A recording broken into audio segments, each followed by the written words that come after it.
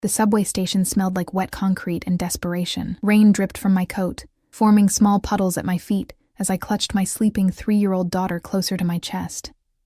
Emily's warm breath against my neck was the only comfort in this cold October evening, her small body heavy with exhaustion after our long day. "Just 2 more stops," I whispered against her soft curls, shifting her weight to my other arm. The muscles in my shoulders screamed in protest, but I'd gotten used to the pain. Single motherhood wasn't for the weak. The fluorescent lights flickered overhead, casting harsh shadows across the nearly empty platform.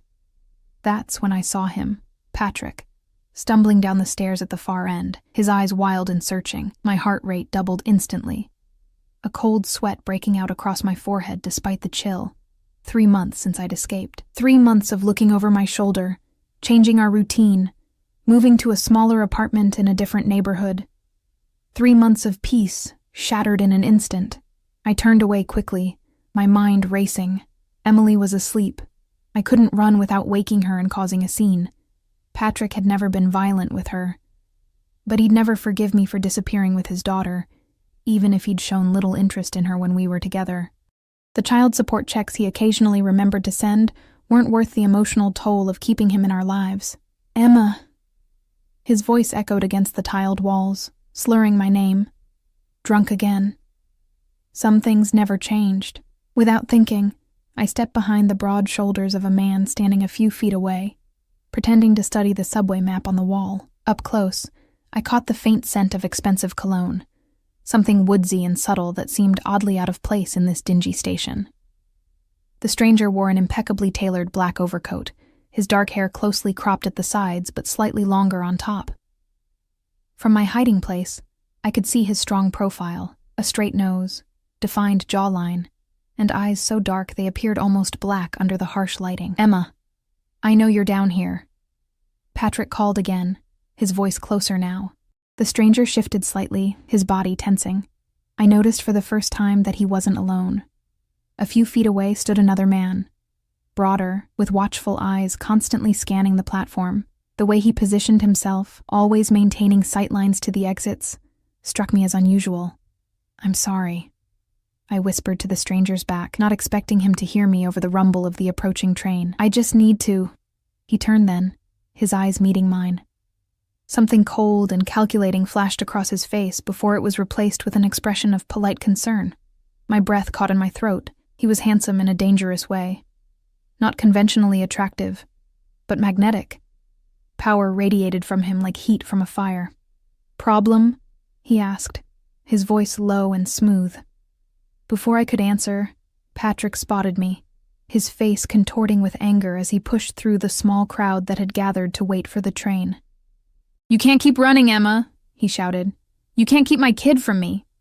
Emily stirred against my shoulder, whimpering softly. Panic rose in my chest. The last thing I needed was for her to wake up and witness this. "My ex," I explained hurriedly to the stranger. "He's drunk. I just need to get on this train without a scene." Something shifted in the stranger's expression. He glanced at Emily, then back at my face, seeming to make a decision. "Mikhail," he said quietly, and the broader man moved closer, positioning himself between us and Patrick, without any further instruction. The train screeched to a halt before us, doors sliding open. The stranger placed his hand lightly against the small of my back, guiding me forward. "Get on," he instructed, his voice leaving no room for argument. I stepped into the car, my heart pounding as I heard Patrick's angry shouts behind us, followed by what sounded like a scuffle. The stranger entered behind me, followed by Mikhail, who moved with surprising grace for his size. The doors closed just as Patrick broke free, his angry face the last thing I saw before the train lurched forward. "Thank you," I managed, clutching Emily tighter. "He's harmless, really. Just persistent." The stranger's mouth curved into something that wasn't quite a smile. Few drunk men shouting at women and children can truly be called harmless. I noticed how the car had emptied around us, passengers subtly shifting to other sections despite the crowded train. The stranger didn't seem to notice or care. He gestured to a vacant seat. "Sit. Your arms must be tired." It wasn't a suggestion. I sat, arranging Emily across my lap, her sleeping face pressed against my coat.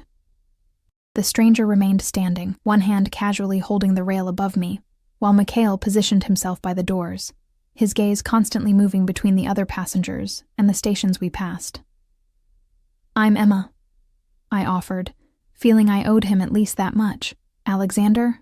he replied after a moment's hesitation, as if deciding whether to tell me his real name. "The man who helped us is Mikhail." "Us."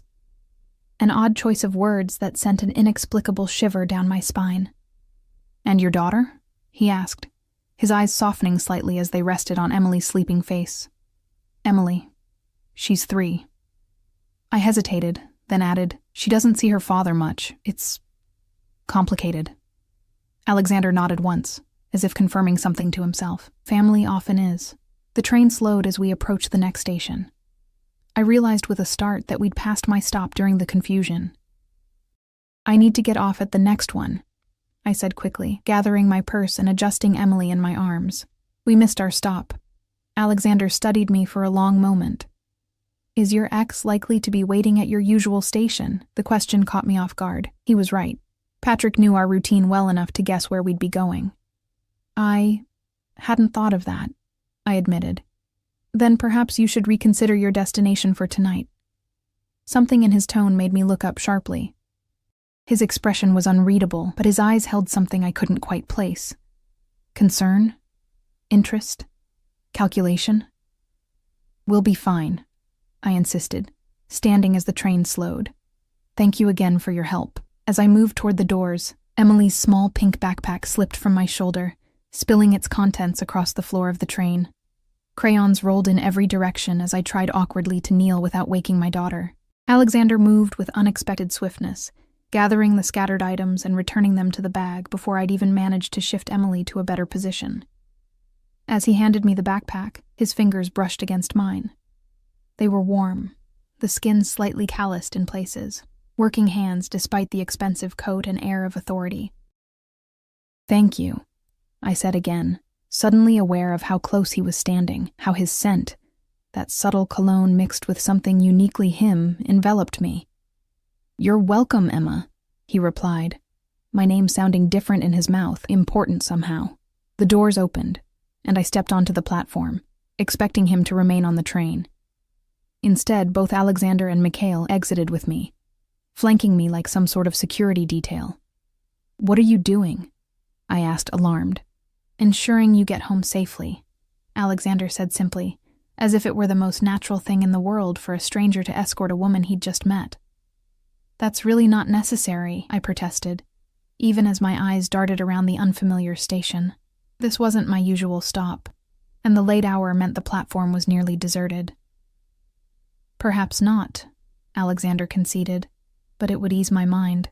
It's not safe for a woman alone with a child at this hour." Before I could argue further, Emily woke with a small, confused whimper. She lifted her head from my shoulder, blinking sleepily at Alexander. "Who's that, Mommy?" she asked, her voice small and drowsy. "This is Alexander," I said carefully. "He helped us when Daddy was being loud on the platform." Emily studied him with the frank curiosity only children possess. "You're tall," she declared. Something remarkable happened then. Alexander's face transformed entirely as he smiled at my daughter. A genuine smile that reached his eyes and softened every hard line of his face. For just a moment, I glimpsed a different man beneath the intimidating exterior. "And you're very observant, Emily," he replied gravely, as if speaking to an equal. My daughter beamed at him, instantly charmed. I felt a pang of unease. Emily had always been a good judge of character, but something about Alexander screamed dangerous, despite his current gentleness. "Where do you live?" he asked, turning his attention back to me. "East Riverside," I said reluctantly, naming the neighborhood, but not my specific address. Alexander nodded, then looked to Mikhail, who immediately pulled out a phone and stepped away to make a call. The practiced coordination between them struck me again as unusual. "My driver will take us," Alexander said, not asking but informing. "Us?" I echoed, a note of panic creeping into my voice. "Look, I appreciate your help, but—" "Emma," he interrupted, his voice gentle but firm. "Your ex knows which station you use. He knows your neighborhood. Tonight he's angry and drunk. I'm offering you and your daughter a safe ride home." Put like that, it was hard to argue. Still, I hesitated. Why would you do that? You don't know me. Alexander considered me for a long moment before answering. Let's just say I have a particular dislike for men who terrorize women and children. There was something in his tone, a hardness, a history, that made me believe him. Against my better judgment, I nodded. Okay, thank you. We exited the station to find a sleek black SUV already waiting at the curb, a driver standing beside the open rear door. The windows were tinted so dark they appeared almost solid black. Mikhail opened the front passenger door and slipped inside, while Alexander gestured for me to enter the back. I climbed in, settling Emily beside me on the soft leather seat. Alexander followed, sitting across from us rather than beside me, giving me space. The interior was luxurious, but subtle. Dark leather, polished wood accents, and more legroom than I'd seen in any car before. East Riverside, Alexander instructed the driver, who nodded without speaking. As we pulled away from the curb, Emily's eyes grew wide with wonder at the car's interior. "Is this a princess car?" she whispered to me. Alexander chuckled, the sound unexpectedly warm. "Something like that," he said. I studied him in the dim light from passing street lamps. In this setting, his wealth and power were even more apparent. The coat I'd admired earlier was clearly bespoke, as was his suit. A platinum watch gleamed at his wrist. Subtle, not flashy, but unmistakably expensive. "What do you do, Alexander?" I asked, curiosity finally overcoming my caution. "I'm in business," he replied vaguely. "Investments mostly, family business." Before I could ask further questions, my phone rang, Patrick's name flashing on the screen. I declined the call, but it immediately rang again. "He won't stop," I sighed, silencing the device. "He'll be sorry tomorrow, promise to do better, then disappear for weeks until he needs something or feels guilty enough to send money." Alexander's expression darkened. "The father of your child should provide consistent support, not occasional charity when it suits him." There was something almost old-fashioned about his values, at odds with his obvious modernity in other ways. "Life rarely gives us what should happen," I replied, stroking Emily's hair as she leaned against me, her eyelids growing heavy again. "Perhaps not," Alexander agreed, his gaze intensifying. "But sometimes life gives us opportunities to change what is." I had no idea what he meant by that. But something in his tone sent another shiver through me. Not entirely unpleasant this time. The car slowed as we entered my neighborhood. The contrast between the luxury vehicle and the modest apartment building stark. I directed the driver to stop a block from my actual building, still cautious despite the strange trust I'd placed in Alexander. "Thank you for the ride," I said as the car stopped. "And for earlier. I don't know what would have happened if—" "Emma," Alexander interrupted, reaching into his coat. He produced a small business card, plain white with only a phone number embossed in black. "No name, no company. If you ever need help again, with anything, call this number, day or night." I took the card, my fingers brushing his again. "I can't imagine why I would keep it anyway," he insisted. "I'd like to know you and Emily are safe." The intensity in his eyes made my breath catch. There was something magnetic about him, something that made me want to lean closer even as my instincts warned me to run. Emily chose that moment to look up at Alexander, her small face serious. "Thank you for helping my mommy," she said with the solemn gravity only a 3-year-old could muster. Alexander smiled at her again, that transformative expression that revealed glimpses of a different man. "It was my pleasure, Emily." As I gathered our things and prepared to leave, Alexander made no move to exit the car. "Aren't you getting out?" I asked, confused. "My driver will wait until you're safely inside," he explained. I nodded, suddenly uncertain what to say. This bizarre evening felt like something from a dream, or perhaps a warning. "Goodbye, Alexander, and thank you again." "Until next time, Emma," he replied, as if certain our paths would cross again. I stepped out of the car with Emily in my arms. The cool night air a shock after the warmth of the SUV. As I walked toward my building, I could feel his eyes on my back, watching until I disappeared inside. Only later, as I tucked Emily into bed and prepared to sleep myself, did I realize I'd never told Alexander my last name or anything about my life beyond the barest details. Yet somehow, I was certain he would know everything about me by morning. What I didn't realize was how drastically my life would change from this single, chance encounter with a man whose world was about to collide with mine in ways I could never have imagined. Morning light filtered through my thin curtains as I prepared Emily's breakfast, the events of the previous night feeling increasingly surreal. Had I really accepted a ride from a complete stranger? A stranger who, despite his polished appearance and impeccable manners, radiated a dangerous energy I couldn't quite define. "Mommy, can we ride in the princess car again?" Emily asked, stabbing cheerfully at her pancake pieces. I smiled, wiping syrup from her chin. "I don't think so, sweetie. That was just a one-time thing." "But I liked Alexander," she persisted, with the tenacity only preschoolers possess. "He had kind eyes." Kind wasn't the word I would have chosen. Intense, calculating, observant, yes. But kind? The fact that my daughter had seen something in him that I hadn't was unsettling. "Eat your breakfast, Em. We need to get you to daycare, and I can't be late for work again." My job as an administrative assistant at Riverside Medical Center barely paid the bills, but the health insurance was good, and the hours let me pick up Emily before the daycare's late fees kicked in.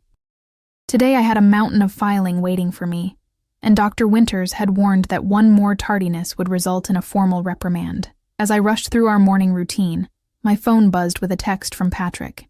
"We need to talk. I'm sorry about last night. Let me see Emily this weekend." I ignored it, shoving the phone into my purse alongside Alexander's mysterious business card, which I'd contemplated throwing away at least 3 times since last night. Something had stopped me each time. Curiosity, perhaps, or the lingering memory of feeling inexplicably safe in his presence, despite every warning bell going off in my head. The daycare was bustling with activity when we arrived. Miss Jen, Emily's favorite teacher, greeted us with her usual warmth. "Someone's been waiting for Emily," she said, gesturing toward a little boy with glasses who was arranging blocks in meticulous rows. Zach saved the red blocks especially for her. Emily squealed with delight and ran to her friend, her backpack bouncing. I watched her for a moment, marveling at her resilience. Despite the instability of our life, the move, Patrick's inconsistent presence, my constant worry about money, she remained joyful, making friends easily and finding wonder in small things. "She's doing great," Miss Jen assured me, reading my thoughts. "You're doing a wonderful job with her, Emma." I swallowed the lump in my throat. "Thanks. I'm trying." "Oh, I almost forgot," she added, lowering her voice. "There's been a change in our scholarship program. Your tuition has been covered for the rest of the year." I blinked at her in confusion. "What? How? I didn't apply for any scholarship." Miss Jen checked her notes. "It's an anonymous donation specifically for working single parents. The director selected a few families, and yours was one of them. Isn't that wonderful?" A suspicion formed in my mind, but I dismissed it as paranoid. There was no way Alexander could have arranged this overnight. It was simply a fortunate coincidence, the universe finally cutting me a break. "That's amazing. Please thank the donor if you can." I left the daycare with a strange mixture of relief and unease. The scholarship would save me nearly $800 a month, money I desperately needed but hadn't dared hope for. The hospital was already humming with activity when I arrived, just 2 minutes before my shift.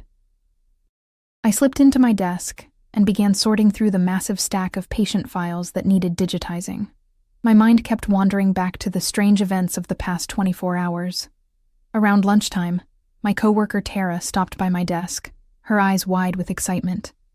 "You'll never guess what I just heard," she whispered, glancing over her shoulder to ensure we weren't overheard. "Dr. Klein's practice was just bought by some big medical group. They're bringing in all new equipment, doubling the nursing staff and offering higher salaries." I raised an eyebrow, not seeing how this affected our department. "Good for them, I guess?" "No, you don't understand," Tara insisted, leaning closer. "They're restructuring the entire hospital administration. There are rumors they're creating new positions with better pay and benefits. You should apply. You've been here longer than almost anyone in admin, and you have a bachelor's degree." I shook my head. I can't risk changing positions right now. I need stability for Emily. Just think about it, she urged before hurrying back to her own desk as our supervisor rounded the corner. By the time I left work, exhaustion had settled into my bones. Patrick had called 3 more times, and I'd finally texted him agreeing to meet in a public place tomorrow to discuss visitation. Anything to stop the incessant calls. The subway platform was crowded with evening commuters. I scanned the area nervously, half expecting to see Patrick lurking nearby, or, more irrationally, Alexander watching from the shadows. The train arrived packed with passengers, and I squeezed inside, clutching my purse tightly against my side. 2 stops before my destination, the train suddenly lurched to a halt. The lights flickered ominously before stabilizing at half brightness. "Ladies and gentlemen, we're experiencing a technical difficulty," announced the conductor's voice over the intercom. "Please remain calm while we resolve the issue." Groans echoed through the car. A delay now meant I'd be late picking up Emily, incurring both late fees and her disappointment. I checked my watch anxiously as minutes ticked by with no further updates. After 20 excruciating minutes, I made a decision. I'd get off at the next stop, whenever that might be, and call a rideshare service, expense be damned. When the train finally crawled into the next station, I pushed my way out onto the platform and pulled out my phone. The rideshare app showed a 15-minute wait time. Frustrated tears pricked at my eyes as I calculated the mounting late fees. That's when I remembered the card in my purse. Alexander's number, given with the explicit instruction to call if I needed anything. This wasn't an emergency, not really, just a working mother's everyday crisis, but the daycare closed in 30 minutes, and I was still at least 45 minutes away. Before I could talk myself out of it, I dialed the number. It rang only once before a man answered. Not Alexander, but Mikhail, his voice instantly recognizable. "Yes," he said simply. "This is Emma, from last night," I said hesitantly. "Is Alexander available?" There was a brief silence, then 1 moment. I heard muffled voices, then Alexander came on the line. "Emma?" he said, my name sounding like both a question and a statement. "Is everything all right?" "I'm sorry to bother you," I began, suddenly feeling foolish. "The subway broke down, and I'm going to be late picking up Emily. I shouldn't have called." "Where are you now?" he interrupted, his tone shifting to something more businesslike. I told him the station name, then added, "Look, I don't even know why I called." "I can get a rideshare. A car will be there in 3 minutes," he said. "Where does Emily need to be picked up from?" I hesitated, then gave him the daycare address. "But I should be the one to—" "The car will take you there," Alexander assured me. "I'll make a call to ensure they know you're on your way." "How would you do that?" "Emma," he said, a hint of amusement coloring his voice. "Trust me on this. Check the street east of the station exit. Black SUV, same as last night." Before I could respond, he'd ended the call. I stood frozen for a moment, stunned by the efficiency and wondering what kind of man could arrange transportation faster than a dedicated rideshare service. True to his word, when I reached the street, the same black SUV from the previous night was already waiting. The driver, a different man from before, but with the same alert, watchful demeanor, opened the door for me without a word. As we pulled into traffic, my phone buzzed with a text from Miss Jen. "No rush, Emma. The director extended hours today. No late fees. Take your time." A chill ran down my spine. How had Alexander managed that? And more importantly, why was he helping me?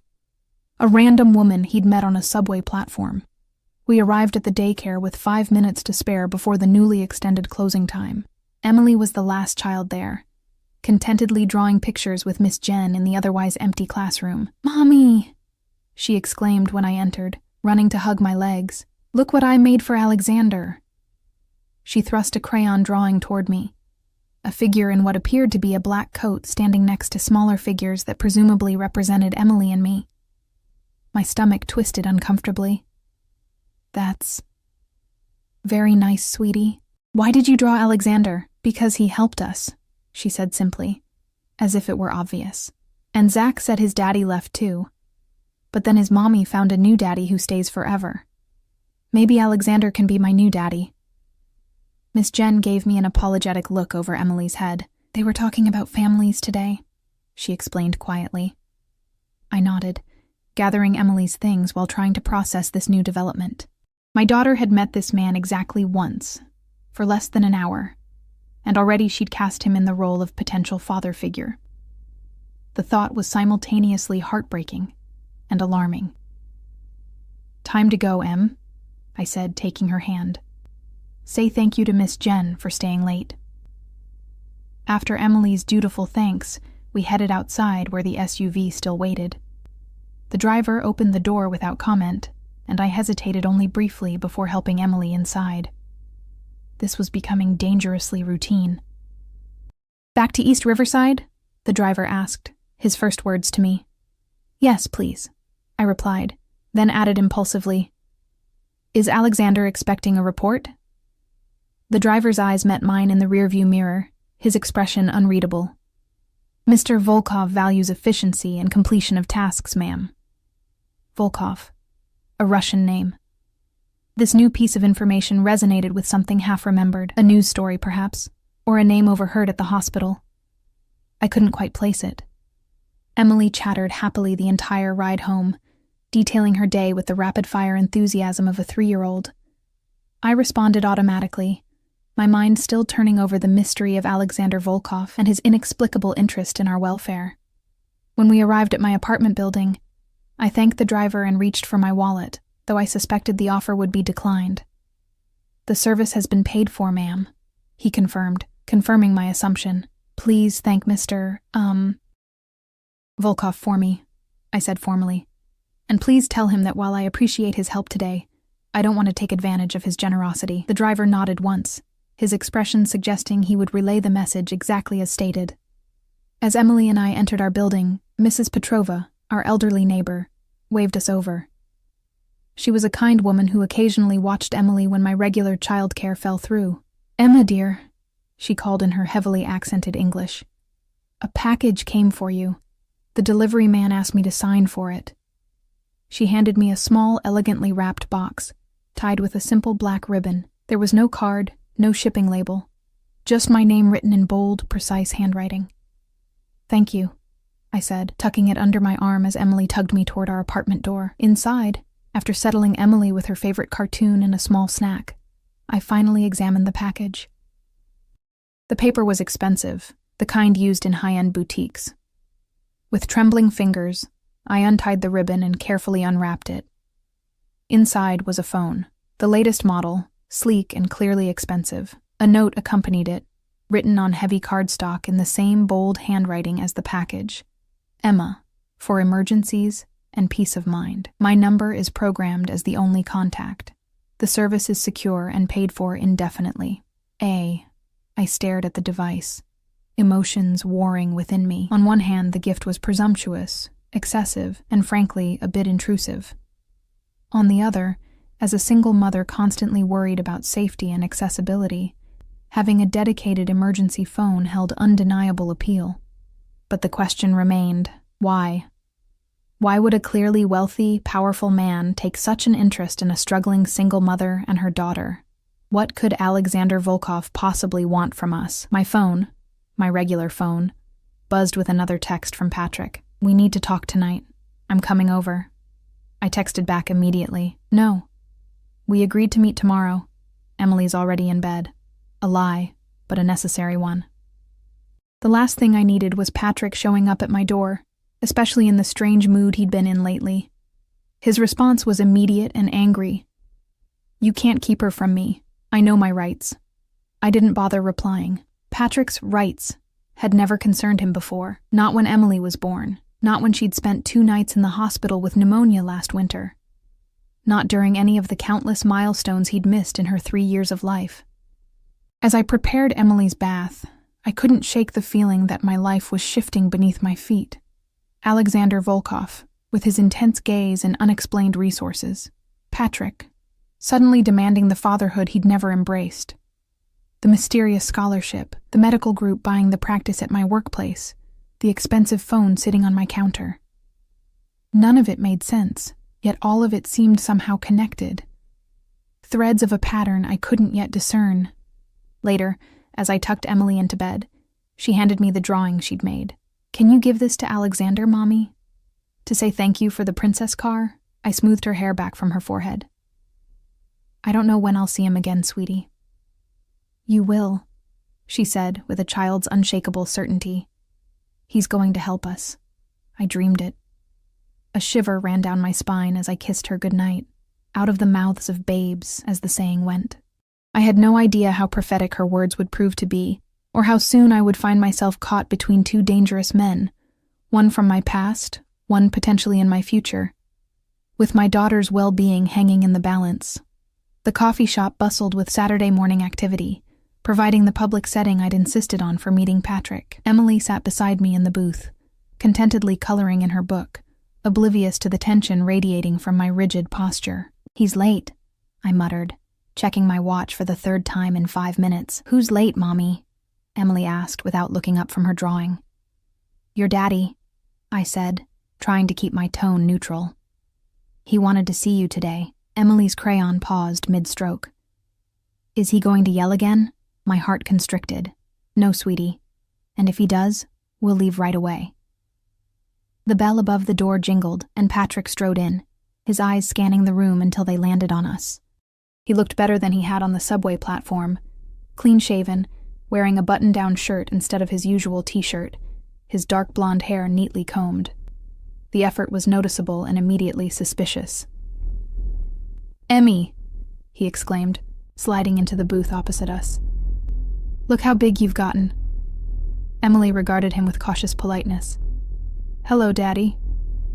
The formal greeting from our 3-year-old seemed to momentarily deflate him.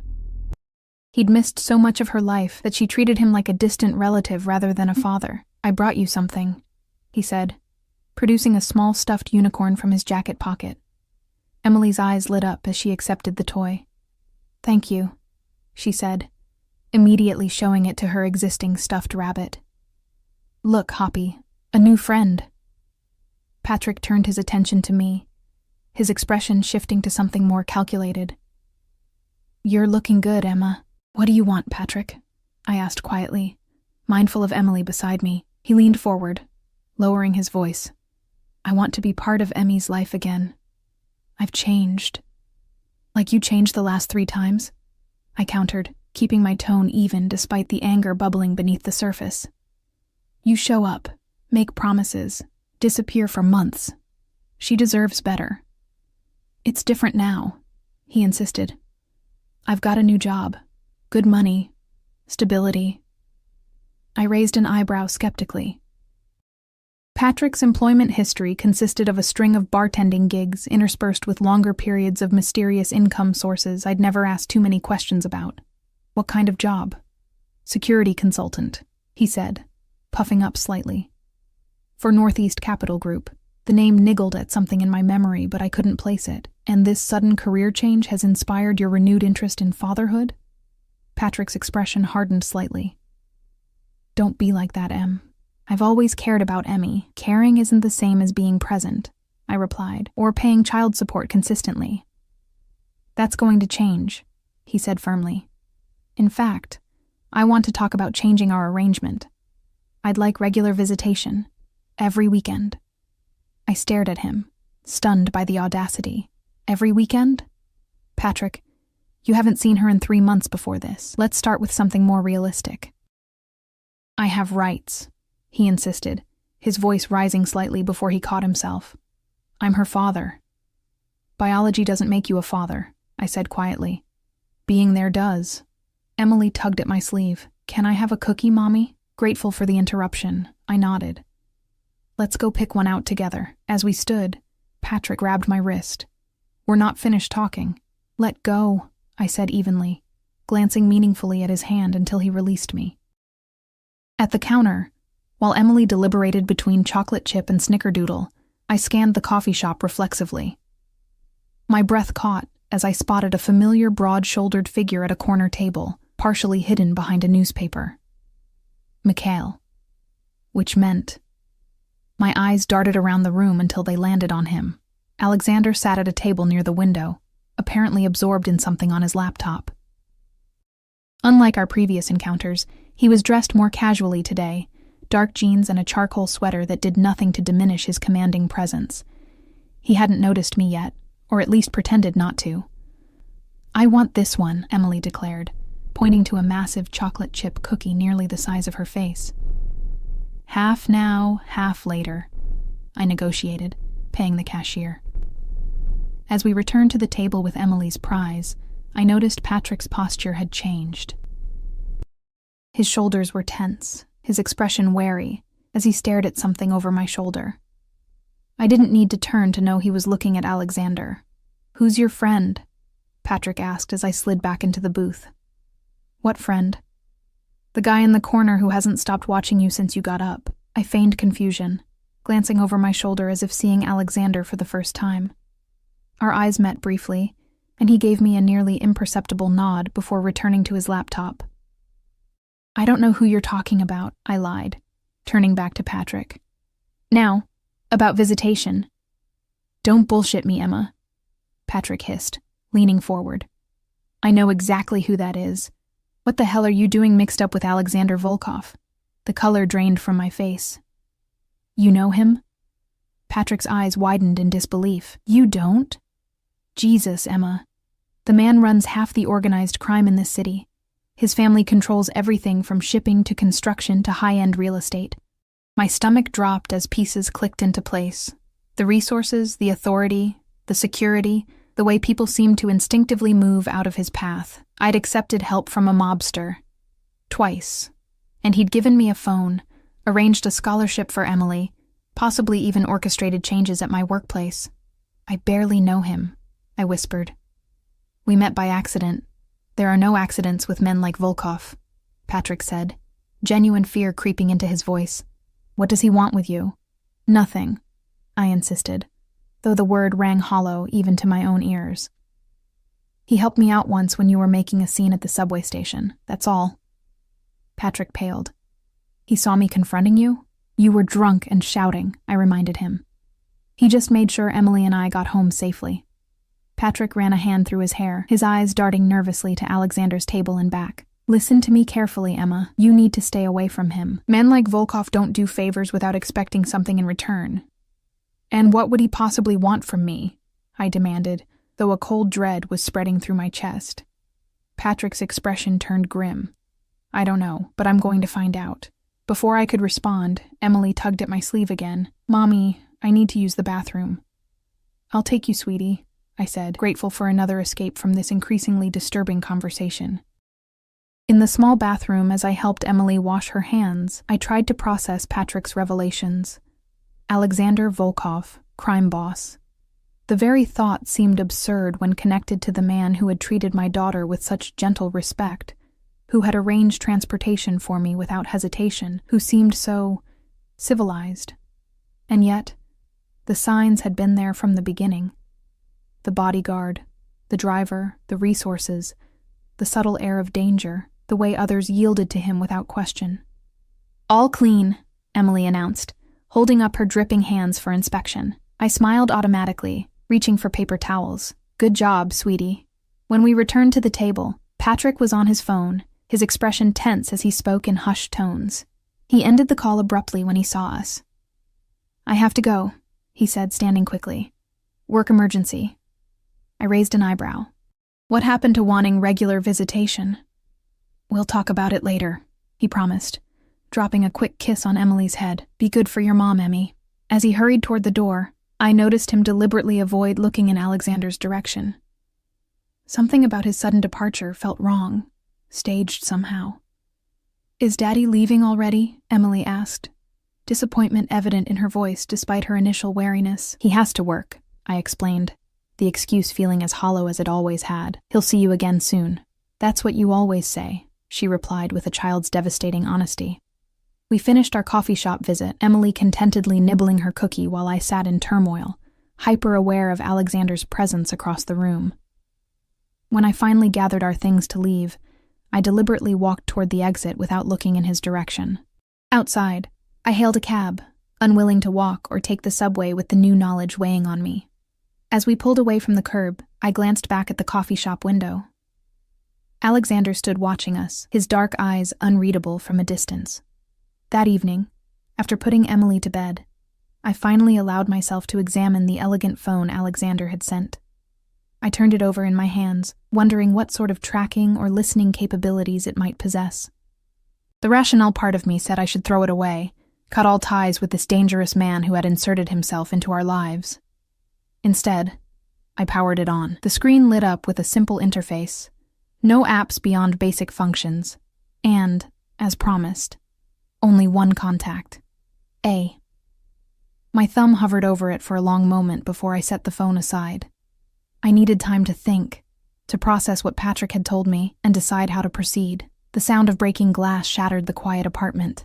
I froze, listening intently as heavy footsteps moved through my living room. Adrenaline surged through me as I silently crossed to Emily's bed, gathering her sleeping form into my arms.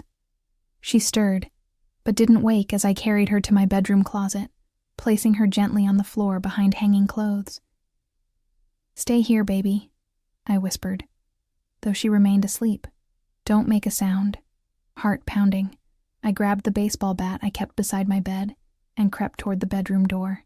Through the crack, I could see shadows moving in the dimly lit living room. 2 figures, maybe 3, rifling through my belongings. "It's not here," a male voice hissed. "Check the bedroom." I backed away from the door, gripping the bat tighter. My regular phone was on the nightstand, but I'd never reach it in time to call 911. My eyes fell on the other phone, Alexander's gift, sitting on my dresser. Without hesitation, I grabbed it and pressed the single contact. It connected instantly. "Emma." Alexander's voice was alert despite the late hour, as if he'd been expecting my call. "Someone's in my apartment," I whispered, moving back toward the closet where Emily slept. "They broke in. I think they're looking for something. Where are you now?" His tone shifted to something cold and focused. "Bedroom. Emily's in the closet. They're coming this way." "Hide," he ordered. "Help is 3 minutes out. Keep this line open." I slipped into the closet, pulling the door nearly closed but leaving a small crack to see through. I placed the phone on the floor and gripped the bat with both hands, positioning myself in front of my sleeping daughter. The bedroom door eased open, and a beam of flashlight swept across the room. I held my breath as a man entered. Tall, wearing dark clothes and a ski mask. He moved directly to my dresser, opening drawers and searching through them with practiced efficiency. "Not here either," he muttered, moving to the nightstand. A second man appeared in the doorway. "Check under the bed, the closet too." My grip tightened on the bat as the first intruder approached my hiding place. The closet door began to open wider, the flashlight beam sliding across the floor toward us. In the distance, I heard sirens, still blocks away, but approaching rapidly. The men heard them too. "Cops," the second man spat. "Let's go. We haven't found it yet," protested the first. "Doesn't matter. He'll know we've been here." Mission accomplished. They retreated from the bedroom. Seconds later, I heard the apartment door open and close.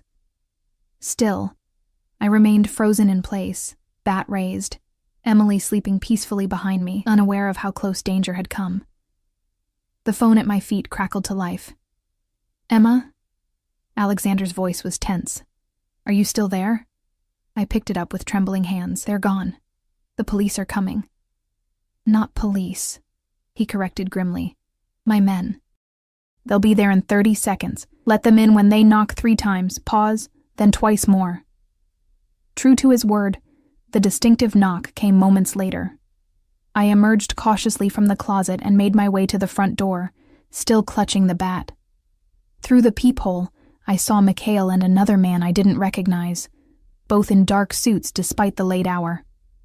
I opened the door with shaking hands. "Emily's still asleep," I said, not knowing what else to tell these men who had arrived faster than any police response I'd ever seen.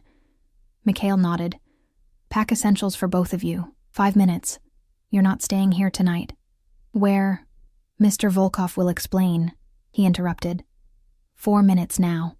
Moving on autopilot, I returned to the bedroom and gathered Emily into my arms, still miraculously asleep. With my free hand, I stuffed pajamas, clothes, and toiletries into a backpack, along with Emily's favorite stuffed animals and a few books. When I returned to the living room, the second man was systematically checking my apartment. looking under furniture and behind picture frames. "Clean," he reported to Mikhail, who nodded once. "Let's go." Mikhail directed me toward the door. "Wait," I protested. "I don't even know where we're going." "I can't just leave in the middle of the night with my daughter." "You can," Mikhail countered. "And you will. Those men will be back, with more friends next time. This location is compromised." The cold certainty in his voice silenced my objections. He was right. We couldn't stay here. Outside, the same black SUV waited at the curb. As Mikhail opened the rear door, I saw Alexander sitting inside, his expression grave. He wore a suit despite the hour, as if he'd been in the middle of business rather than sleep when I called. "Are you hurt?" he asked, as I climbed in with Emily still cradled against me. "No, we're fine," I replied, settling Emily on my lap. "They didn't find us." Alexander's eyes softened briefly as they fell on my sleeping daughter, then hardened again as he looked to Mikhail. "Anything?" "Clean sweep. Professional job. Nothing obvious left behind. Have Dimitri's team do a secondary sweep tomorrow. Full technical scan." Mikhail nodded and closed the door, taking his place in the front passenger seat. The SUV pulled smoothly away from the curb. "Where are we going?" I asked, my voice steadier than I felt. "Somewhere safe," Alexander replied, his gaze returning to me. "I have a secure residence not far from here." "Those men," I began, then hesitated, unsure how to ask what I needed to know. "We're looking for something specific," he finished for me. "Do you know what?" I shook my head. "I don't have anything valuable." Alexander studied me carefully. "I think you know more than you realize, Emma. Your ex-husband—" "Patrick's not my husband," I corrected automatically. "We never married." Something like satisfaction flickered across Alexander's face. "Patrick, then. What exactly did he tell you about me today?" I swallowed hard, suddenly very aware of the dangerous man sitting across from me. "He said you run organized crime in the city. That your family controls shipping, construction, real estate." Alexander's expression remained impassive. "And you believed him? Should I not?" I countered, finding courage from some unknown reserve. "Are you denying it?" A ghost of a smile touched his lips.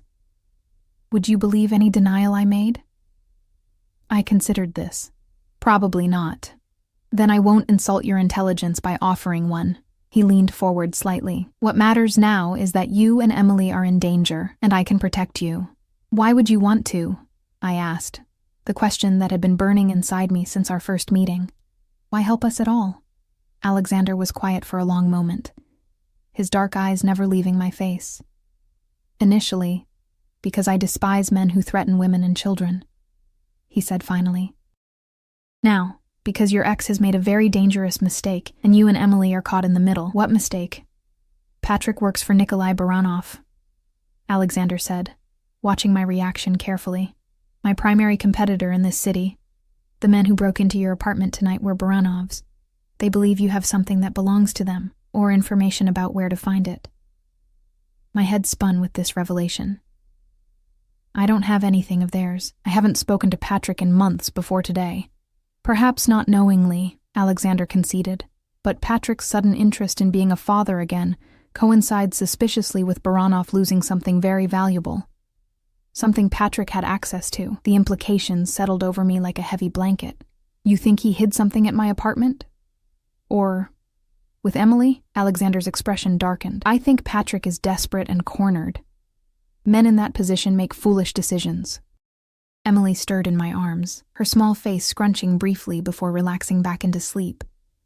I held her tighter, protective instincts flaring. "I don't want any part of this," I said firmly. "Whatever is happening between you and this Baranov person, or between you and Patrick, it has nothing to do with us." "I'm afraid it does now," Alexander replied, his tone gentler. "But I give you my word, Emma. No harm will come to you or Emily while you're under my protection." The SUV slowed as we turned into an underground parking garage beneath a sleek high-rise building. Unlike my modest neighborhood in East Riverside, this was in the heart of downtown, where luxury apartments commanded astronomical rents. "We're here," Alexander announced as the vehicle came to a stop near a private elevator. "Welcome to one of my homes." As Mikhail opened the car door, I hesitated, suddenly aware of the enormity of what I was doing. I was about to enter the home of a man Patrick claimed was a crime boss, a man I barely knew, but who had somehow become entangled in our lives. With my sleeping daughter in my arms, I was crossing a threshold I might never be able to return from. "Emma," Alexander said softly, reading my hesitation, "I understand your fear, but right now this is the safest place for both of you." I met his gaze and saw something unexpected there, not just the cold calculation or authority I'd come to associate with him, but genuine concern, whether it was for us specifically or simply for whoever fell under his protection. I couldn't tell.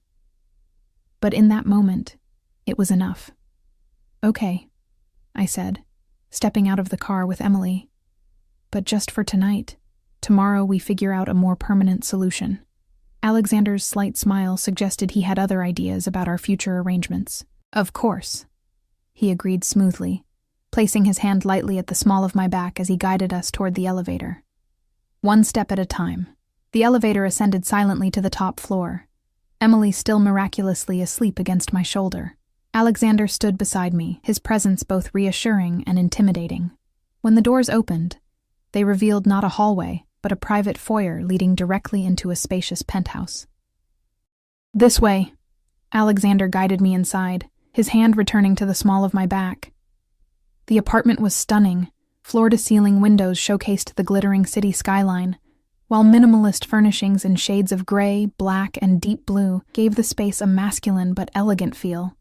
Everything spoke of wealth and power, from the original artwork on the walls to the clearly custom furniture. "The guest suite is through here," Alexander said, leading me down a hallway.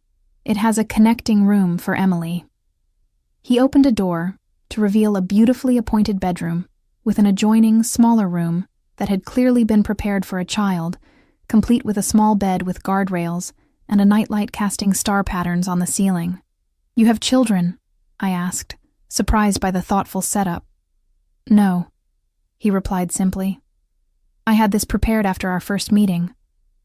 The implication sent a shiver down my spine. He'd been planning for this possibility since the night we met on the subway platform. "You can put her down," Alexander said, gesturing to the small bed. "The bathroom has everything you might need. New toothbrushes, toiletries, everything." I gently laid Emily on the bed, removing her shoes and covering her with the soft blanket. She curled onto her side, clutching her stuffed rabbit, completely unaware of our dramatic change in circumstances. "Thank you," I said, turning back to Alexander. For getting us out of there quickly, his expression remained serious. "We need to talk, but you should rest first. It's been a difficult night." "I won't be able to sleep," I admitted. "Not after what happened." Alexander nodded, as if he'd expected this answer. "Then join me when you're ready. I'll be in the living room." After he left, I took a quick shower in the luxurious ensuite bathroom, trying to wash away the fear and adrenaline. The clothes in the dresser were new, but somehow exactly my size, another unsettling detail suggesting Alexander's level of research into our lives. I selected simple black leggings and an oversized sweater, checking once more on Emily before making my way to the living room. Alexander stood by the windows, gazing out at the city below. He'd removed his suit jacket and loosened his tie, a glass of amber liquid in his hand.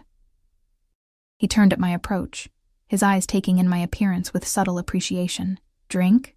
he offered, gesturing to a well-stocked bar cart.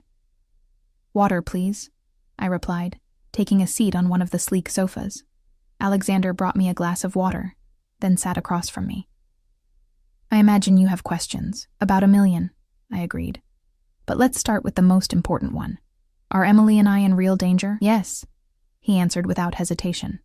"Baranov believes Patrick has stolen something valuable from him, information that could severely damage his operations. If he thinks you have it or know where it is, he won't stop coming after you." I rubbed my temples, fighting a headache. "But I don't have anything. I haven't seen Patrick in months before today." "That may not matter to Baranov," Alexander said, "and there's the possibility that Patrick did hide something with you, perhaps without your knowledge." A horrible thought struck me. Emily's unicorn, the toy Patrick gave her today. Alexander's expression sharpened. Where is it now? In her backpack, I think. I started to rise, but Alexander was already on his feet. Stay here, he instructed, moving swiftly down the hallway. He returned minutes later, holding the small stuffed unicorn carefully by one leg. My team will examine this. If there's anything hidden inside, they'll find it. He made a brief call, and within moments, Mikhail appeared to take the toy. Emily would be heartbroken when she discovered it missing, but I'd rather deal with a tantrum than whatever danger might be hidden in Patrick's gift. So what now? I asked after Mikhail departed with the unicorn. We can't stay here forever. I have a job. Emily has daycare. Both easily managed, Alexander replied. The medical center where you work is part of a network that my family has interests in. As for Emily's daycare, arrangements can be made. I stared at him, processing this new information. You knew where I worked before we ever met, didn't you? A slight smile played at his lips. I make it my business to know many things. Why? I demanded, frustration finally breaking through my fear. Why take any interest in me at all? I'm nobody special. Alexander set his glass down, leaning forward with an intensity that made my breath catch. You're wrong about that, Emma. From the moment you stepped behind me on that platform, ready to protect your daughter at any cost, I saw something special, something rare. His words sent an unexpected warmth through me, which I immediately tried to suppress. This man, however compelling, was dangerous. By his own admission, involved in activities that had put Emily and me in our current situation. That doesn't explain why you arranged the scholarship for Emily's daycare, or why you sent a car when I was running late, or any of it, I pressed. Perhaps I saw something of myself in your situation, he offered, his expression becoming more guarded. I know what it's like to protect family against difficult odds. Before I could respond, a soft whimper came from the hallway. We both turned to see Emily standing there in her rumpled clothes, clutching her rabbit and looking confused. Mommy? Where are we? She asked, rubbing her eyes. I went to her immediately, kneeling to her level. We're staying at Alexander's house tonight, sweetie. Remember Alexander from the princess car? Emily's eyes widened as she spotted him. Instead of showing fear, she broke into a smile. Alexander! She exclaimed, as if greeting an old friend. She ran past me toward him, stopping just short of his knees and looking up. Do you live in a castle? Alexander's transformation was immediate, the hard lines of his face softening as he crouched to Emily's height. Not quite a castle, he replied seriously, but you're welcome to explore tomorrow when it's light outside. Is it a special sleepover? She asked, seemingly untroubled by our sudden relocation. Something like that, I said, joining them. It's very late, Em. You should be sleeping. I'm thirsty, she declared. I'll get you some water, Alexander offered, standing. When he returned with a small cup, Emily accepted it with a polite thank you that made him smile, a genuine expression that reached his eyes. Can I show you my bunny? Emily asked him after drinking her water. His name is Hoppy. Emily, I began. Alexander is busy. I'd be honored to meet Hoppy, he interrupted, sitting on the sofa and patting the space beside him. To my amazement, Emily climbed up and began earnestly introducing her stuffed rabbit, explaining its imaginary adventures in great detail. Alexander listened with the same intensity he'd shown during our more serious conversation, asking questions and responding as if her childish stories were matters of great importance. I watched them interact, struck by the incongruity, this powerful, dangerous man completely engaged with my 3-year-old daughter's ramblings about a stuffed animal. Despite everything, I felt a treacherous warmth spreading through my chest. Where's my unicorn? Emily suddenly asked, looking around. The one Daddy gave me? Alexander's eyes met mine over her head, silently communicating. It needed to be cleaned, I improvised. You can have it back tomorrow. Emily accepted this with a child's easy faith, returning to her conversation with Alexander.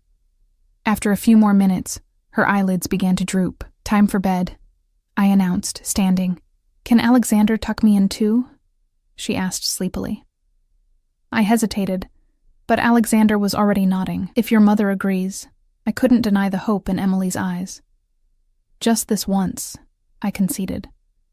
Together, we walked Emily back to her room. I helped her change into the new pajamas that had mysteriously appeared in the right size. then lifted her into the small bed. Alexander stood nearby, watching with an unreadable expression as I kissed her forehead. "Your turn," Emily instructed him imperiously, pointing to her other cheek. Something flickered in Alexander's eyes. Emotion quickly controlled, as he bent and gently kissed her cheek. "Sleep well, little one." "Night-night," she murmured, already drifting off. We left quietly, closing the door partway. In the hallway, Alexander paused, his usual composure momentarily disturbed. "She's remarkable," he said softly. "Like her mother." The compliment flustered me. "She's just a normal kid." "No," he contradicted, his gaze intense. "There's nothing ordinary about either of you." We returned to the living room in silence, the atmosphere between us charged with something I couldn't, or wouldn't, name. "You should rest," Alexander said, glancing at his watch. "It's nearly 3 a.m. What about Patrick?" I asked. "And those men? What happens tomorrow?" "My team is tracking Patrick's movements. As for Baranov's men, they won't find you here." "That's not a long-term solution," I pointed out. "No," he agreed, "but it gives us time to develop one." "Us?" I echoed. "Alexander, I appreciate everything you've done, but this isn't my world. Emily and I can't just disappear into whatever this is." I gestured around the luxurious apartment. His expression hardened slightly. "Would you prefer I return you to your apartment where Baranov's men can find you? Where your daughter's safety would be at risk every moment?" "Of course not," I snapped, frustration boiling over. "But there has to be another option. Protective custody, maybe, or—" "The police cannot protect you from Baranov," Alexander interrupted. "Not effectively. And the moment you enter the system, he'll find you." "So what then? We just live here indefinitely? I become your—" "What exactly?" The implication hung heavy between us. Alexander's eyes darkened. "I've offered you protection, Emma. Nothing more, nothing less. And why would you do that? What do you get out of it?" I challenged. "Perhaps satisfaction in thwarting Baranov," he suggested, though his tone suggested more complicated motives. "I don't believe you," I said flatly. "Men like you don't do things without expecting something in return." "Patrick said as much." Alexander's mouth twisted in a humorless smile. "And Patrick is such a reliable source." "At least he was honest about who you are," I retorted. "Was he?" Alexander moved closer, his presence suddenly overwhelming. "Did he tell you that he's been working for Baranov for years? That he's been involved in everything from extortion to trafficking? That the new job he's so proud of involves hurting people who cross his boss?" I stepped back, shaken by his intensity. "No. Of course not, because Patrick only tells you what serves his purposes." Alexander's voice was low, but vibrating with controlled anger. "Just as he only shows interest in his daughter when it benefits him." The truth of this statement stung, even as I bristled at his presumption. "You don't know anything about us. I know more than you think," he countered. "I know you work extra shifts to afford Emily's daycare. I know you moved 3 times in the past 2 years trying to create stability. I know Patrick has contributed exactly $1,700 in child support over 3 years, despite claiming earnings that should have required far more." My mouth fell open in shock. "How could you possibly know that?"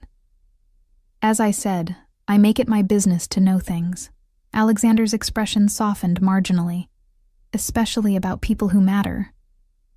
"I don't matter to you," I insisted, even as something inside me wavered. "You don't even know me." "I'd like to," he said simply. The sincerity in his voice caught me off guard. For a moment, I glimpsed vulnerability beneath his controlled exterior, a flash of something genuine that made him seem suddenly human, rather than the dangerous figure Patrick had described. "Get some rest, Emma," he said after a moment of charged silence. "Tomorrow will bring enough challenges." With that, he turned and walked toward what I assumed was the master suite, leaving me alone with my turbulent thoughts. I sank onto the sofa, exhausted but too wired to sleep. How had my life changed so dramatically in just 3 days, from struggling single mother to, what, protected guest of a man who controlled half the city's criminal enterprises? A man who had arranged scholarships for my daughter, who listened to her stories about stuffed animals as if they were boardroom presentations, who looked at me with an intensity that made my heart race, despite every rational warning bell in my head. I thought of Patrick's accusations and Alexander's counterpoints. Neither man was what he seemed on the surface, but at least Alexander had been honest about his dishonesty. He hadn't denied Patrick's claims about his activities, hadn't tried to paint himself as something he wasn't. And then there was Emily, my bright, resilient daughter, who had inexplicably bonded with this dangerous man after just 2 brief meetings. Her instincts about people were usually sound, far better than my own clearly questionable judgment. As dawn began to break over the city skyline, I finally made my way to the guest room, slipping into bed beside Emily. Whatever tomorrow brought, at least tonight we were safe, and in my world, safety, even temporary, even from a questionable source, was a luxury I couldn't afford to reject. Morning sunlight streamed through the floor-to-ceiling windows when I opened my eyes. Emily wasn't beside me, and panic jolted me fully awake. I leapt from bed and rushed into the hallway, following the sound of childish laughter to the kitchen. The scene that greeted me was surreal. Emily sat at the massive marble island, solemnly stirring pancake batter while Alexander stood beside her, one hand steadying the bowl. She wore a chef's hat that comically dwarfed her small head. "More blueberries?" Alexander asked her, his voice carrying a warmth I'd never heard before. "Yes, please," Emily replied enthusiastically. "Mommy loves blueberries." Neither had noticed me yet, and I found myself frozen, captivated by the domestic tableau. Alexander wore dark jeans and a simple gray Henley that did nothing to diminish his commanding presence, yet his demeanor with Emily was gentle, patient. He moved with the same controlled precision I'd observed before, but softened, adapted to accommodate a child's help. "Good morning," I finally said, stepping into the kitchen. Emily's face lit up. "Mommy, we're making surprise pancakes. Alexander knows how to flip them in the air." "Does he now?" I raised an eyebrow at the crime boss turned breakfast chef. Something resembling embarrassment flickered across Alexander's face before he masked it with a smile. "Emily woke early. I thought breakfast might be welcome after last night." "It is," I admitted, accepting the mug of coffee he offered. "Thank you." As I sipped the perfectly brewed coffee, I observed Alexander with my daughter. He guided her hands as she attempted to pour batter onto the griddle, praising her efforts regardless of the misshapen results. Emily glowed under his attention, chattering away about her favorite breakfasts, her preschool friends, her stuffed animals, a stream of consciousness that Alexander seemed genuinely interested in following. "Where's my unicorn?" she asked suddenly, looking up at Alexander. "Mommy said it was getting cleaned." Alexander's eyes met mine over her head. "It's still being cleaned," he said smoothly, "but I have something for you in the meantime." He reached into a drawer and produced a small silver bracelet with tiny charms, a rabbit, a star, and what looked like a unicorn. "This is very special," he told Emily as he fastened it around her small wrist. "It matches your bunny, see? And if you press this button here," he demonstrated, and the star charm lit up with a soft blue glow. "You can always find your way in the dark." Emily stared at the bracelet in wonder. "It's magic." "Something like that," he agreed, his eyes flicking to me with a message I understood immediately. The bracelet contained some sort of tracker. "What do you say, Emily?" I prompted. "Thank you, Alexander." She threw her arms around his legs in an impulsive hug. For a moment, Alexander seemed frozen, genuinely caught off guard by the child's affection. Then, hesitantly, he placed a hand on her head in an awkward but gentle pat. "You're welcome, little one." The moment was interrupted by Mikhail's arrival. He nodded respectfully to Alexander, then glanced at me. "Sir, we found it," he said simply. Alexander's demeanor shifted instantly. "Emma, perhaps Emily would enjoy watching cartoons in the media room while we talk." Understanding the gravity of the situation, I nodded. "Come on, Em. Let's find something to watch while the pancakes cool." After settling Emily in front of a large television playing animated movies, I returned to find Alexander and Mikhail in intense conversation. They stopped when I entered. "What did you find?" I asked, crossing my arms defensively. Alexander gestured to the kitchen table where the unicorn toy sat beside a small flash drive. "This was sewn inside," he explained. "It contains encrypted files, financial records, transaction details, client lists, everything needed to dismantle Baranov's operation." And implicate Patrick, Mikhail added gruffly. I sank into a chair, staring at the innocuous-looking drive. He used our daughter as a mule, I whispered, anger building inside me. He put her in danger to save himself. Yes, Alexander confirmed, his voice hard. When his theft was discovered, he needed somewhere to hide the evidence, somewhere Baranov wouldn't immediately look. But why give it to Emily? Why not just leave it at my apartment? Because he knew Baranov would search your place, Alexander explained. But a child's toy? Given in public? Less obvious. What happens now? I asked, dreading the answer.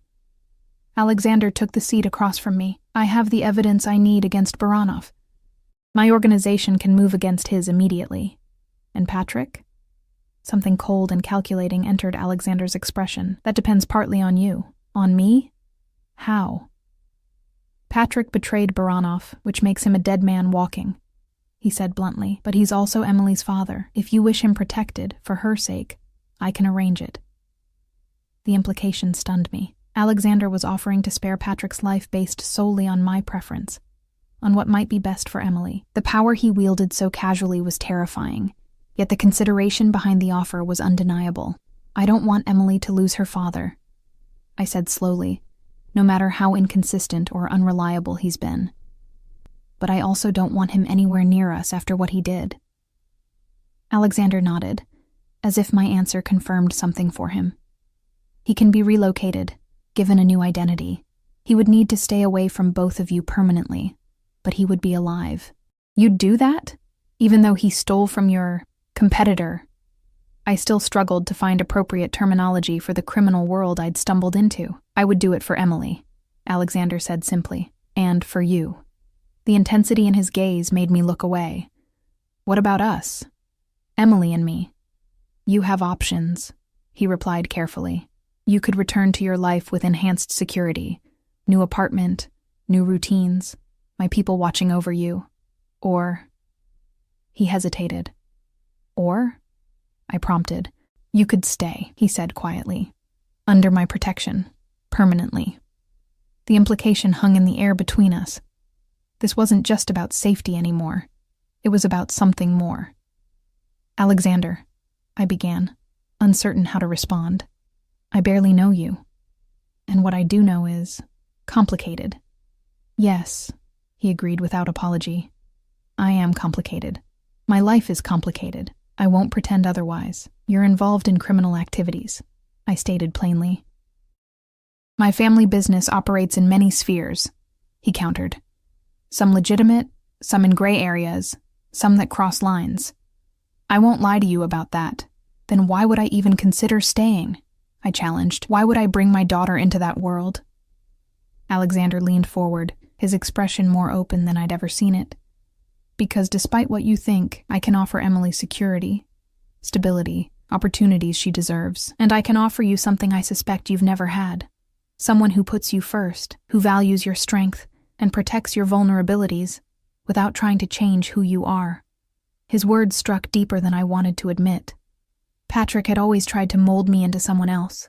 More fun, less responsible, more accommodating to his lifestyle. My parents, before they passed, had pushed me toward a life I never wanted. Alexander, for all his danger and darkness, had accepted me exactly as I was from the first moment. I need time, I said finally. This is too much, too fast. Of course, he agreed, leaning back. Take all the time you need. My offer stands regardless. Mikhail cleared his throat. Sir, the operation is ready when you are. Alexander nodded. I'll be there shortly. He turned back to me. I need to handle this situation with Baranov. You and Emily will be safe here. Svetlana will arrive soon to assist with anything you need. Who's Svetlana? My sister, Alexander said, rising from his chair. She's good with children. Emily will like her. Before I could process this new information, Alexander had a sister, he continued. One more thing, Emma. Whatever you decide about your future, know that you and Emily will always have my protection. That is non-negotiable. With that declaration, he strode from the room, Mikhail following in his wake, leaving me with a head spinning from possibilities I'd never considered. Svetlana arrived an hour later, A striking woman with Alexander's dark eyes but a warmer demeanor. She immediately won Emily over with a bag of art supplies and stories about growing up in Russia. While Emily drew pictures, Svetlana joined me on the balcony.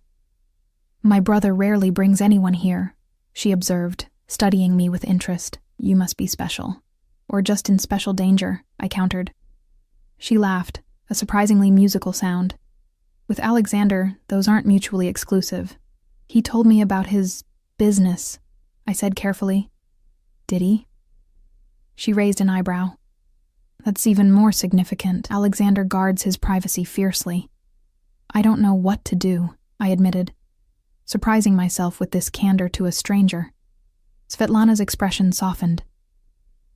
"My brother can be intense, overwhelming, but he is also the most loyal person I know. If he has offered you protection, it's not temporary or conditional. That's what concerns me," I murmured. "The permanence of it all." "May I offer some perspective?" When I nodded, she continued. "Our father was like Alexander. Powerful, dangerous to his enemies, but fiercely protective of family. Our mother chose that life with open eyes, and while it wasn't always easy, she never regretted it. She knew his darkness but also saw his capacity for love, the depth that few others ever glimpsed." I thought of Alexander helping Emily make pancakes, listening to her stories about Hoppy the rabbit, the gentleness in his expression when he thought no one was watching. "Your daughter seems to have discovered that side of him already," Svetlana noted, glancing through the glass doors where Emily was happily drawing. "Children often see what adults miss." Before I could respond, my phone, my regular phone, rang. Patrick's name flashed on the screen. "Should I answer it?" I asked Svetlana. "Alexander would want to know what he says," she replied pragmatically. I accepted the call, putting it on speaker. "Patrick." "Emma, thank God!" His voice sounded panicked. "Where are you? Where's Emily? You weren't at the apartment." "We're safe," I said neutrally, watching Svetlana send a text, presumably to Alexander. "You have to listen to me," Patrick rushed on. "You're in danger. Volkov is dangerous. So is hiding stolen information in your daughter's toy," I interrupted coldly. Silence fell on the other end of the line. "Emma, I can explain." "Don't bother," I cut him off. "Alexander found the flash drive. He knows everything." "Oh God," Patrick's voice broke. "Emma, you don't understand what this means. If Volkov has those files, I'm a dead man. You have to help me." The desperation in his voice might once have moved me, but now I felt only a cold anger. "Help you? After you used our daughter as a shield? After you put her in danger to save yourself? I didn't have a choice," he protested. "Baranov would have killed me on the spot. I was going to come back for it, make things right." "Like you've made things right so many times before?" I challenged. "No more, Patrick. No more promises, no more chances." "Please, Emma," he begged, "for Emily's sake. She needs her father. What she needs is someone who puts her welfare above their own," I replied, thinking of Alexander's protective instincts, how they had extended to Emily from their first meeting. "You've never been that person." Svetlana nodded approvingly as Patrick continued to plead. Finally, I'd had enough. "Goodbye, Patrick," I said firmly. "Wait," he shouted. "Just tell me one thing. Is Volkov there? Are you with him right now?" I looked at Svetlana, who nodded slightly. "No, but I'm with his sister, and I've made my choice." I ended the call, feeling a weight lift from my shoulders.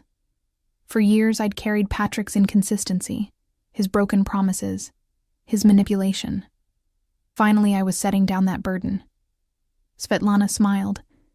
"My brother will be pleased. I haven't agreed to stay," I pointed out. "Haven't you?" She countered gently. The rest of the day passed in a strange, peaceful bubble. Emily took to Svetlana immediately, delighting in learning Russian words and hearing stories about Alexander when he was little. I found myself relaxing despite the circumstances, drawn into their warmth. Alexander returned as evening fell, looking tired but satisfied. "It's done," he told me quietly after Emily had gone to bed. "Baranov's organization has been dismantled. He'll be in federal custody by morning. And Patrick? Being transported to a safe location as we speak. New identity, new start. Far from here, as agreed." Relief washed through me. "Thank you," I said simply. Alexander studied me intently. Have you thought about my offer?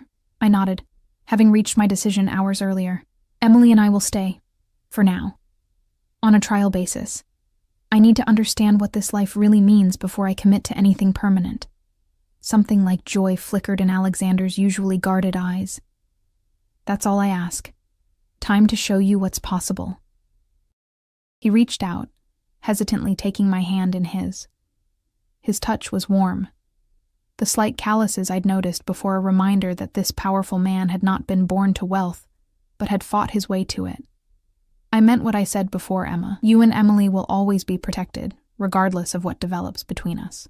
And what do you think might develop? I asked, finding courage I didn't know I possessed. Alexander's smile held promise rather than his usual calculation. Something worth building a future around. As I looked into his eyes, I realized we had already begun constructing that future, from the moment he stood between Patrick and me on that subway platform. Through each protective gesture, each genuine connection with Emily, each truth revealed despite the risk, I didn't know if I was making the right choice. Alexander's world was dangerous, complicated, outside everything I'd known, but as he held my hand in the quiet penthouse, with my daughter sleeping peacefully nearby, I knew one thing with absolute certainty. For the first time in years, I wasn't facing the future alone, and neither was Emily. Whatever came next, we would face it together, one step at a time.